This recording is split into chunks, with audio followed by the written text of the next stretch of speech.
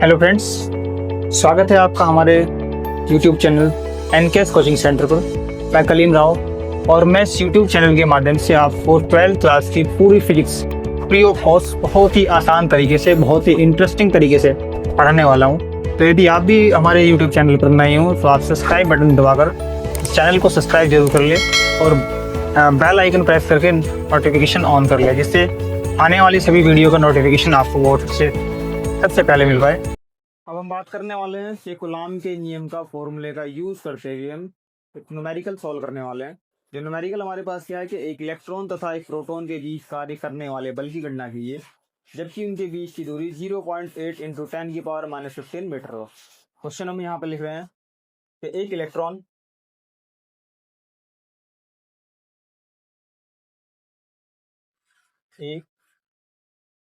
Electron तथा एक proton के बीच कार्य करने वाले बल की गणना करो जब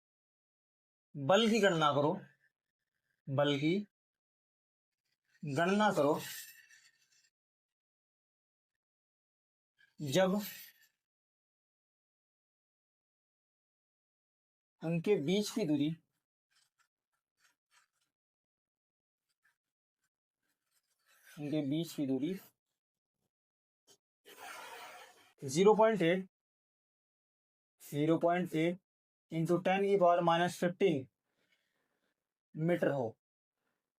ये हमारे पास क्वेश्चन है कि एक इलेक्ट्रॉन तथा एक प्रोटॉन के बीच कार्य करने वाले बल की गणना करो यदि इनके बीच की दूरी 0.8 इंटू 10⁻⁻15 मीटर। अभी हम जानते हैं कि इलेक्ट्रॉन और जो प्रोटॉन होता है उनके जो आवेश होते हैं परिमाण में बराबर होते हैं, लेकिन एक पॉजिटिव और दूसरा नेगेटिव होते हैं। जैसे इलेक्ट्रॉन पर आवेश बनता है -1.6 इंटू 10⁻⁻19 कूलम और प्रोटॉन पर जो आवेश बनता है वो 1.6 इंटू 10⁻⁻19 कूलम बनता है। तो फर्स्ट हम इनके आवेश के बारे में बात करने हैं। इलेक्ट्रॉन पर आवेश आंसर दिया है, इलेक्ट्रॉन पर आवेश, क्योंकि इलेक्ट्रॉन है तो इलेक्ट्रॉन पर आवेश इक्वल टू बनेगा -1.6 इंटू 10⁻⁻19 कूलम और प्रोटॉन पर आवेश P, लेकिन चार्ज इसका भी सेम ही रहेगा, इक्वल टू +1.6 इंटू 10⁻⁻19 कूलम। यदि हम इनको मोड कर दिया जाए यानी E1, इसको भी अगर हम E1 और इसको E2 कर लें, E1 और E2, E1 का मोड इक्वल टू E2 का मोड इक्वल टू E, यानी 1.6 इंटू 10⁻⁻19 कूलम ये हमारे पास चार्ज बना। दूरी जो हमें दी गई है, दूरी R equal to 0.8 into 10⁻⁻15 metre हमें दी गई है। यदि हम इसका चित्र ड्रॉ करें,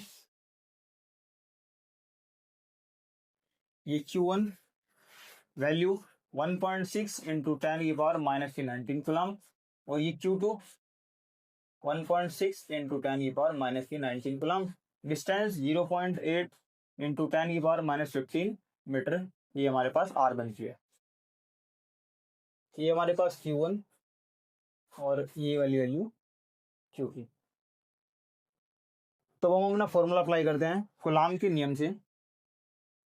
कूलॉम के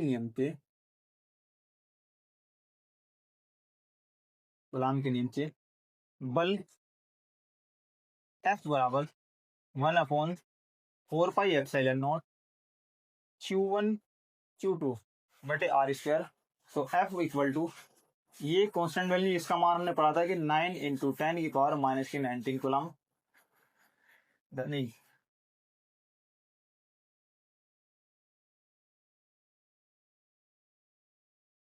सॉरी 9 इंटू 10⁻9 और Q1 की वैल्यू हमारे पास है 1.6 into 10⁻19 1.6 into 10⁻19 upon R², 0.8 into 10⁻⁻15 का स्क्वायर। स्क्वायर को यदि हम दो बार ले दें तो 9 इंटू 10⁻9 1.6 इंटू 10⁻19 इंटू 1.6 इंटू 10⁻⁻19, और इसको भी दो बार लिख दिया जाए तो 0.8 इंटू 10⁻⁻15, 0.8 इंटू 10⁻⁻15। फिर इनका डेसिमल अगर हम बराबर कर दें तो ऊपर से दो डेसिमल हटाने पे 2 0, नीचे से 1 और 2, इससे कैंसिल आउट। फिर यदि इस 8 से 6 को डिवाइड कर दें, 8 दूनी 16, 8 दूनी 16, यानी हमारे पास जो बनता है 9 इंटू 2 इंटू 2 इंटू, अब सारी पावर एक साथ अगर हम कर दें तो 10⁻9, फिर 19 और 19 माइनस में 38, क्योंकि एक ही पावर m इंटू ए की पावर n का फॉर्मूला यूज करके, और अपॉन में जो हमारे पास बनती है वो बनती है 10⁻⁻30। यदि इसको ऊपर लेकर जाए तो ये निगेटिव पावर से पॉजिटिव पावर हो जाएगी, और 2 दूनी 4 और 4 नम 36, 36 गुना 10⁻, अगर हम 9 माइनस कर दें यहाँ पे, या 10⁻9 माइनस 38, फिर प्लस 10⁻30, 10⁻30। हाँ, इन दोनों को सोल्व करने पर हमारे पास जो बची है 10⁻⁻8 बच रही है, और 10⁻⁻8 और प्लस के 19, या इसको अगर हम ऐड कर ले, ये इसके साथ ऐड करने पर यहाँ बनता हमारे पास 36 इंटू 10⁻⁻38 और प्लस के 39, तो 36 इंटू 10⁻1 या 36 इंटू 10, और ये बनता है 360 न्यूटन।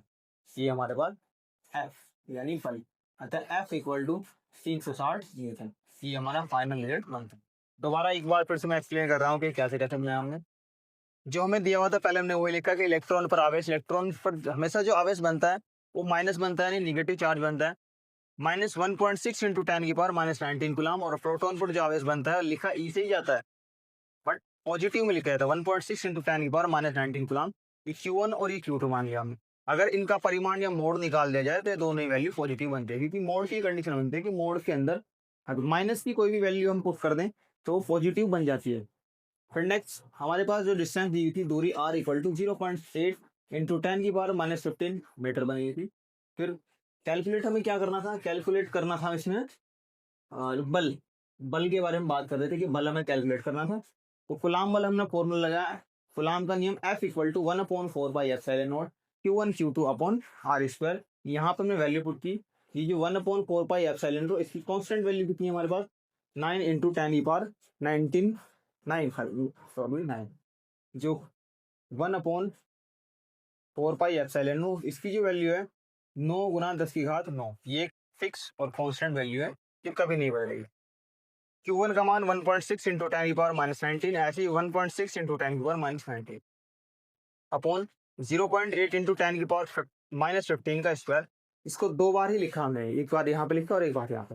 डेसिमल बराबर करने पे यहाँ से डेसिमल हटाया तो दो जीरो नीचे बढ़ी, ऐसे नीचे से डेसिमल हटाने पर 2 0 ऊपर हुई। इन दोनों को पहले आपस में कैंसिल आउट करा, और सिंपल इक्वेशन हमारे पास ये बनती है कि इसको 8 से इसको डिवाइड करने पे 2 बार ये डिवाइड होता है, इस 8 से डिवाइड करने पे 2 बार ये बनता है, तो 2 2 और 9 ये बना हमारे पास। फिर 10⁻9 10⁻19 और 10⁻19 ये ऐड करने में बन गया हमारे पास 38। ऐसी 10⁻15 और 10⁻15 जोड़ने पर कितने बन गए 10⁻−30। फिर इनकी पावरों का एडजस्टमेंट किया, पहले इनकी आपस में गुना करी, 2 दूनी 4 और 4 9 36। फिर ऐसे ही 10⁻−30 को ऊपर ले गए तो ये पॉजिटिव चार्ज बना। फिर 30 और 9 जोड़ने पर 39 और माइनस की 38 था हमारे पास, तो यहाँ से पॉजिटिव की एक वैल्यू बची है, यानी 10⁻1, और 10⁻1 का मतलब है 10। 10 से 36 में मल्टीप्लाई करने में बना हमारा 360 न्यूटन। ये हमारा फाइनल रिजल्ट था। ये था हमारा कूलम के नियम का फॉर्मूला बेस्ड क्वेश्चन। नेक्स्ट हम पढ़ने वाले हैं कूलम के नियम का सदिश रूप, ये हम नेक्स्ट स्लाइड में पढ़ेंगे।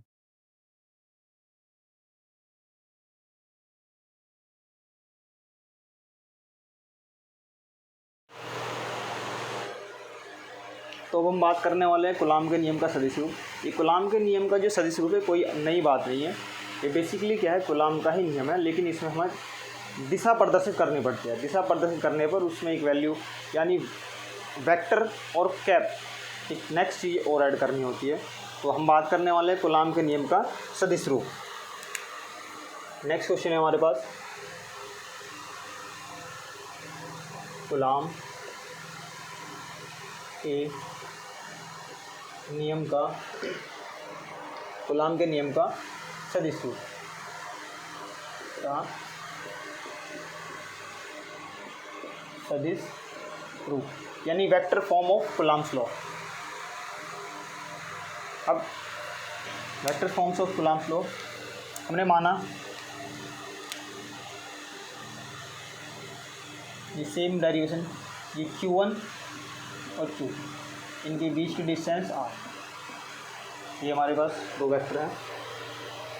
यदि हम इसको, अब इस दोनों ही पॉजिटिव चार्ज हैं तो Q1 के कारण Q2 पर जो बल लगेगा वो बनेगा हमारा F12, यानी पहले के कारण F21 पहले के कारण दूसरे पर बल, और इसकी वजह से इधर बल लगेगा तो ये बनेगा F12, ये हमारे पास। अब जब इसने इस पर बल लगाया तो इसने कोई डिस्टेंस कवर करी, तो डिस्टेंस कवर करने पर ये बनती है R कैप, यानी R कैप। और जो R कैप बनता है हमारे पास, R कैप की वैल्यू बनती है vector R upon R, R cap equal to vector R upon R। तो next vector R upon R, तो एक यही चीज़ इसमें हमें ऐड करनी है। तो हम इसमें लिखते हैं कि यदि हमारे पास दो बिंदु आवेश Q1 और Q2 हैं और उनके बीच की दूरी स्मॉल r है, तो Q1 का Q2 के सापेक्ष स्थिति वेक्टर R है, तब हमारा कूलाम बल क्या बनता है। माना दो बिंदु आवेश, माना दो बिंदु आवेश Q1 और Q2 है, उनके बीच की दूरी स्मॉल r है, और Q1 के कारण Q2 का स्थिति, Q1 के कारण Q2 पर लगने वाला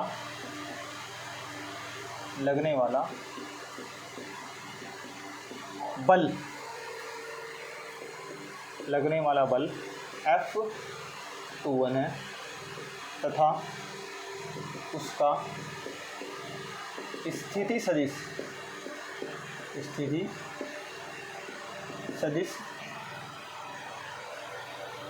वेक्टर R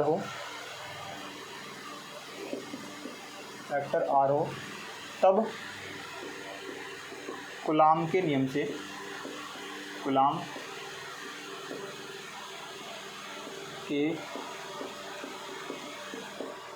से, तब कूलाम का नियम हमारा क्या, F21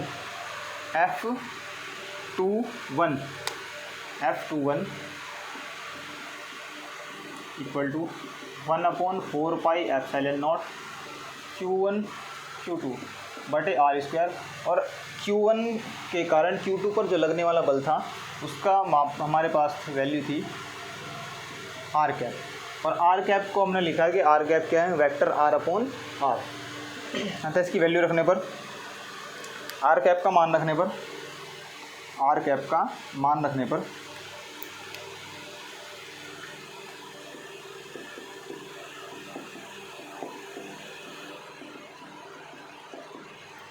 पर F equal to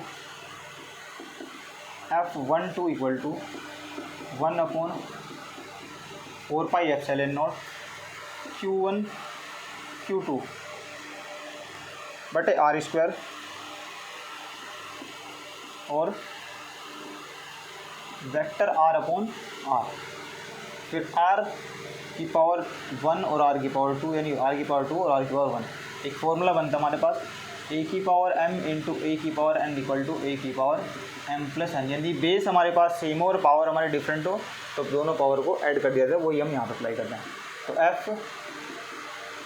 F21 equal to 1/4πε0 Q1 Q2 बटे r की पावर 3 और r वेक्टर। ये हमारा फाइनल रिजल्ट बनता है। इसी को बोला जाता है ये कूलाम के नियम का सदिश रूप या कूलाम के नियम का वैकल्पिक रूप, इसी को बोला जाता है। यदि F21 लिख दिया जाए तो माइनस लगाने पर डायरेक्शन चेंज हो जाती है। ये हमारे कूलाम के नियम का सदिश रूप है। दोबारा फिर एक बार मैं बता रहा हूँ कि हमने जो नेक्स्ट हम पढ़ रहे हो गया कूलाम के नियम का सदिश रूप, यानी सदिश और पहले मैं पता मुझे सदिश और अदिश क्या है। सदिश हर एक वो वैल्यू सदिश कहलाती है जिसमें दिशा होती है, और अदिश हर एक वो वैल्यू अदिश कहलाती है जिसमें दिशा नहीं होती। इसका द्रव्यमान हो सकता है लेकिन उसकी दिशा ना हो, तो वो सभी वैल्यू हमारी अदिश कहलाती है।